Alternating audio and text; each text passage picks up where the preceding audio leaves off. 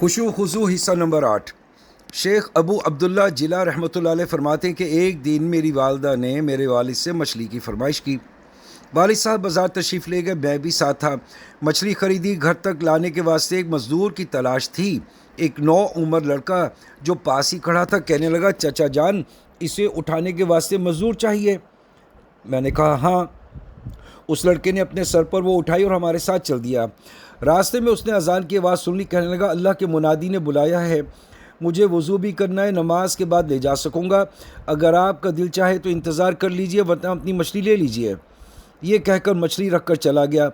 میرے والد صاحب کو خیال آیا کہ یہ مزدور لڑکا تو ایسا کرے، ہمیں بطریق اولا اللہ پر بھروسہ کرنا چاہیے۔ یہ سوچ کر وہ بھی مسجد رکھ کر مسجد میں چلے گئے۔ نماز سے فارغ ہو کر جب ہم واپس آئے تو مچھلی اسی طرح رکھی ہوئی تھی۔ اس لڑکے نے اٹھا کر ہمارے گھر پہنچا دی۔ گھر جا کر والد نے یہ عجیب قصہ والدہ کو سنایا۔ انہوں نے فرمایا کہ اس کو روک لو، وہ بھی مچھلی کھا کر جائے۔ اس سے کہا گیا، اس نے جواب دیا کہ میرا تو روزہ ہے۔ والد نے اصرار کیا کہ شام کے وقت یہیں آ کر افطار کریں۔ لڑکے نے کہا، میں ایک دفعہ جا کر دوبارہ نہیں آتا، یہ ممکن ہے کہ میں پاس ہی مسجد میں ہوں، شام کو آپ کی دعوت کھا کر چلا جاؤں گا۔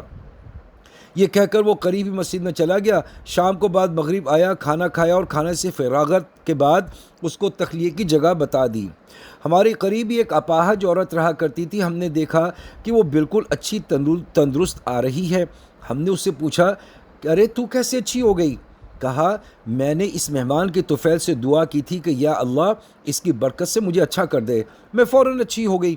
اس کے بعد جب ہم اس کے تخلیے کی جگہ پر اس کو دیکھنے گئے تو دیکھا کہ دروازے بند ہیں اور اس مزدور کا کہیں پتہ نہیں۔ ایک بزرگ کا قصہ ہے کہ ان کے پاؤں میں پھوڑا نکل آیا۔ طبیبوں نے کہا اگر ان کا پاؤں نہ کاٹا گیا تو ہلاکت کا اندیشہ ہے۔ ان کی والدہ نے کہا ابھی ٹھہر جاؤ، جب یہ نماز کی نیت باندھ لیں تو کاٹ لینا۔ چنانچہ ایسا ہی کیا گیا اور ان کو خبر بھی نہ ہوئی۔